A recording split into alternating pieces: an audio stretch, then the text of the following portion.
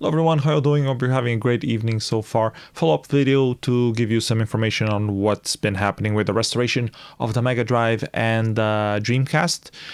So Mega Drive first, with the Mega Drive I tested some new cables on it, the new power cable, the new output cable from the RF to SCART. It was working fine. It was the controllers that were not working. I did a few more investigation on it.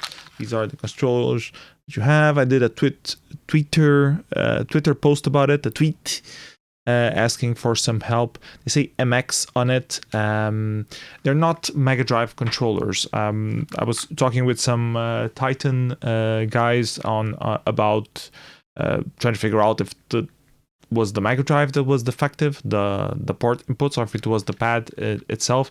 I tested the port on the console and it seemed fine. So next thing I did was open this one up, and I should have left it open because I just closed it a while ago.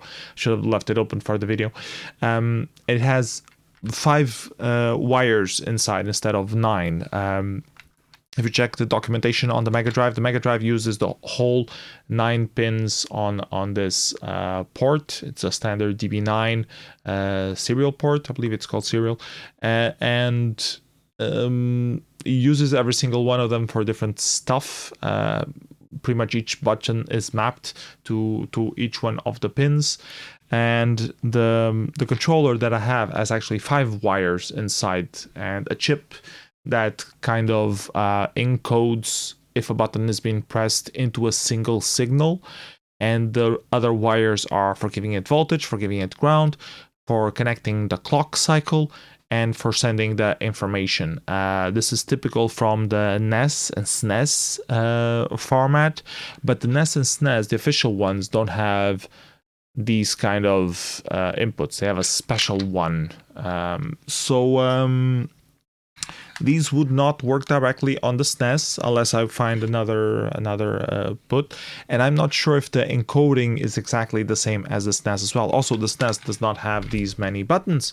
They have different kind of buttons. They have some shoulder ones. This one has one shoulder button, only one. It doesn't have a select button here though, so I think this is the official select for this kind of thing. So this is probably like a clone, cheap clone that existed back 25 years ago of the Mega Drive SNES, and it used the Mega Drive shape of the controller and the universal plug standard because it's cheaper than making a custom one like Nintendo did. But inside it uses the same concept as the NES and SNES does. So I have no clue what console it is. I've been asking for some help on Puet. There's a Puet thread about it. I'm going to link it on the description. If anyone knows, if anyone has any clue, I would gladly donate these things because for me, they're just paperweight at this point. I have no use for them. Can try selling them on Facebook, on an OLX, but I mean, I don't know what console they're for. So I don't know who the target person is, and I can't test if they're really working or not. Anyways, that's it for the Mega Drive. Ended up ordering another controller because the one that I have pending from Console Cables was out of stock, so I ordered one from eBay. Should arrive in like a month.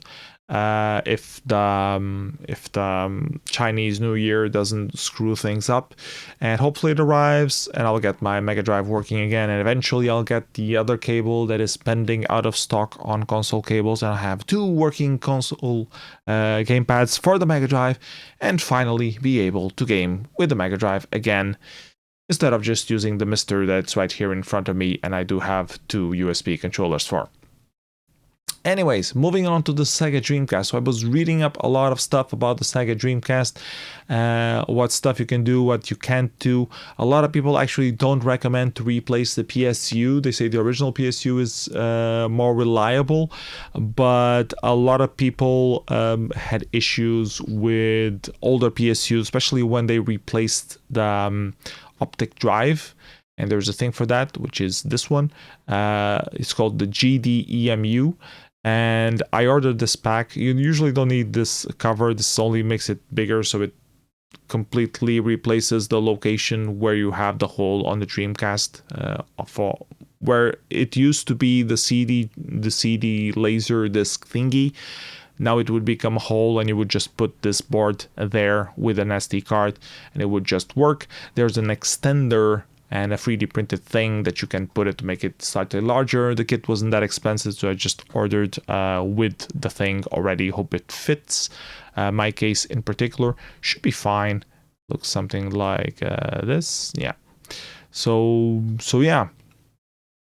I ordered this, and some people say that when they replace this, they are no longer using the 12-volt feed from the PSU, and that's what makes the Sega Dreamcast overheat more than usual. I already have a problem with my Sega Dreamcast PSU. The Sega Dreamcast just reboots every minute or so. Could be overheating, could be PSU acting up. So I decided to replace the PSU completely. I ended up buying one of these, which is the Pico Dreamcast PSU. There are other PSU replacements around.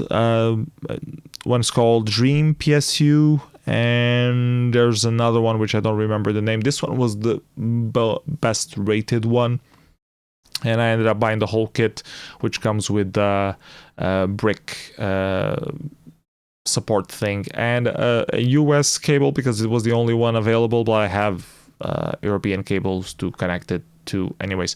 I probably have the correct voltage adapter here, but I didn't bother checking through all the boxes of power adapters, and I was pretty sure that even if I had, I didn't have the bricked one, and I really want the bricked one because it gives extra protection or against current instability, something like that.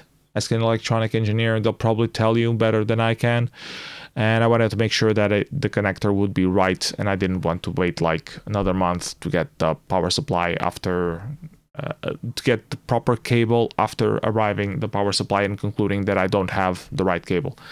So anyways, missed opportunity to get rid of some of the extra cables that I have lying around, but hopefully I'll get a pimped up Dreamcast out of this. A lot of these tutorials and write-ups on Reddit about the Dreamcast modding also recommended to replace the fan, especially if it's particularly noisy. You can replace it for a quieter one, and Octa was the chosen one. I think I have a few fans around. I'm going to try if any of those fit. Not sure how I can do with the powering for them. It depends on the actual fan, I guess. But we'll see about that. When these parts finally arrive, I'll try to assemble them on the Dreamcast and see if that works. If that works, awesome. If that doesn't work, I don't know. We'll figure something out. Anyways, that's the update on my adventure with retro console maintenance, I guess. Making them work again, playable again. Just wasted €100, more than €100 on these things, which could just be emulated on the computer. I don't know why I'm bothering with this, but I don't know, museum nostalgia, something like that. I'm a bit divided between that I'm wasting my time and that I'm doing something interesting. Anyways, that's it for this video. Let me know what you think on the comments below. Don't forget to like, subscribe, donate a kidney, all that jazz. See you next video. Bye bye everyone. Take care.